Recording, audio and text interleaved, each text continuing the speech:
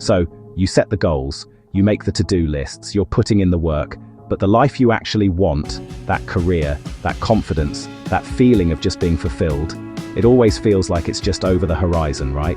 Always just out of reach. You feel like you're spinning your wheels, putting in all this effort but going nowhere. But what if I told you the real reason you're not where you want to be has almost nothing to do with your work ethic, your talent, or how badly you want to succeed? What if the real roadblocks are a few comfortable lies and hidden mental tripwires you don't even know are there? These are the invisible forces that quietly sabotage your progress, keeping you stuck in a loop of almost and not quite. In this video, we're going to drag the 3 most common lies out into the open. And more importantly, I'm going to give you the practical tools to dismantle them, one by one, so you can finally break free and start building the life you've actually been dreaming of. The first and maybe the most seductive lie is this belief that the only thing standing between you and your goals is just more effort. We're taught to glorify the graft, aren't we? We see people getting praised for 80-hour work weeks, for sacrificing sleep, and for pushing themselves right to the edge of burnout. So naturally, when we fall short, our first instinct is to just double down. I just need to work harder. I just need to be more disciplined. I need more graft. Here's the problem with that logic. It's like being in a car that's stuck in the mud. You can slam your foot on the accelerator, make the engine roar, and spin the wheels faster and faster, flinging mud everywhere. You're using a massive amount of energy. You're working hard, but you aren't actually going anywhere. In fact, you're just digging yourself deeper into the rut. This is where that lie gets you. It leads straight to burnout, frustration, and this crushing feeling that you're a failure. You start to think something is fundamentally wrong with you because all your hard work isn't adding up to results. But the issue isn't your work ethic. It's that you're so focused on the engine that you never stop to check the steering wheel. The solution isn't to work harder, it's to work smarter. Instead of just doing more, you need to pause and start doing what's right. This means taking a step back to honestly look at what you're doing. Ask yourself the tough questions. Is this strategy actually working? Are the things I'm spending my time on really going to make a difference? Am I just busy, or am I being productive? This takes some real self-awareness. It means shifting your mindset from one of frantic activity to one of intentional action. One of the best ways to do this is to start a weekly review. Every Friday, just take 15 minutes. Look back at your week. What worked? What was a complete waste of time?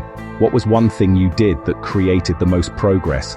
And what was one thing that just drained your energy for next to no return?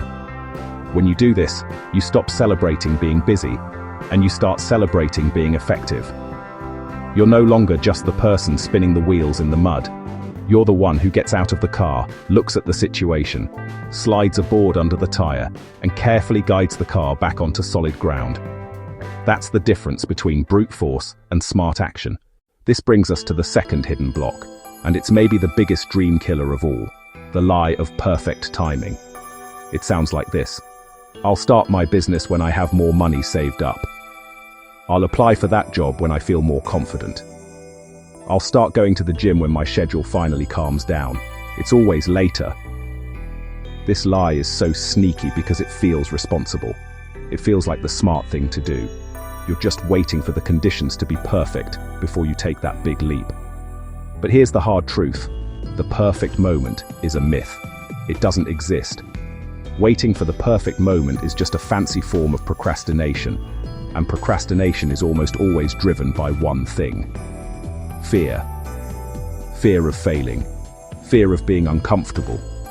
Fear of not being good enough. And the real danger here is that this lie puts your life on hold. Permanently. Life is always going to be happening. Your schedule will never be perfectly clear. You will never feel 100% ready. Years can just drift by while you're stuck in the planning phase, telling yourself you're about to make a move, all while your dreams are slowly collecting dust. You get to avoid the short-term discomfort of change, but you sacrifice any chance of long-term growth and fulfillment. The solution is to completely abandon the idea of perfect and embrace the power of now. More specifically, the power of taking one tiny, imperfect step right now. Don't worry about launching the whole business. Just focus on registering the domain name, Don't fixate on losing 3 stone. Just focus on taking a 10-minute walk after dinner tonight. The secret is to break down that overwhelming goal into a first step that is so small, so manageable, that it feels almost silly not to do it. What's the absolute smallest thing you can do today? The point isn't to achieve everything at once. The point is to build momentum. You see, confidence isn't something you need before you start. It's something you build as you go. It's the direct result of keeping promises to yourself, no matter how small they are. Each tiny action you take is like casting a vote for the person you want to become. It's proof to your own brain that you're someone who follows through, someone who can face a little discomfort, and someone who is moving forward. And hey, if this is hitting home for you, if you're tired of waiting and you're ready to start taking those small, powerful steps, I'd really appreciate it if you hit that subscribe button. This channel is all about giving you the tools to stop waiting and start creating the life you actually want. Join our community, and let's get cracking together. The third and final lie is the most dangerous because it pretends to be self-acceptance. It's the belief that your limitations are just a permanent part of your identity. I'm just not a disciplined person. I'm too shy to be a leader. I've always been bad with money. It's the classic, this is just who I am. This lie feels so comfortable because it lets you off the hook. If your flaws are just a fixed part of who you are, then you don't have to go through the hard, uncomfortable work of changing them. It's your get-out-of-jail-free card for staying exactly where you are. When we tell ourselves, this is who I am, we are choosing to fail in advance, because we've already decided not to even try. The result is a self-fulfilling prophecy. Your brain is an incredibly powerful tool, and it loves to be right. When you constantly tell yourself you're not a disciplined person, your brain will actively search for evidence to prove you right. That's a psychological quirk called confirmation bias. You essentially become a detective, looking for clues to confirm your own negative story. You'll ignore all the times you were disciplined and hone in on the one time you hit the snooze button, reinforcing the idea that you can't change. This keeps you trapped by an identity that might have been shaped by your past, but does not have to define your future. The solution is to start challenging and rewriting that identity. You have to understand that your personality and your habits are not set in stone. Science, specifically the field of neuroplasticity, shows us that our brains are constantly changing and adapting based on our thoughts and actions. You literally have the power to build a new identity. You do this through small, intentional actions, and by changing the way you talk to yourself. First, separate your identity from your actions. Instead of saying, I am a procrastinator, try saying, I have a habit of procrastinating. That tiny shift in language is massive. An identity feels permanent. A habit is something you do, and habits can be changed. Next, start collecting evidence for the new identity you want. If you want to be a disciplined person, every time you choose the workout over the sofa, you need to consciously tell yourself, that was a disciplined choice. I'm building discipline.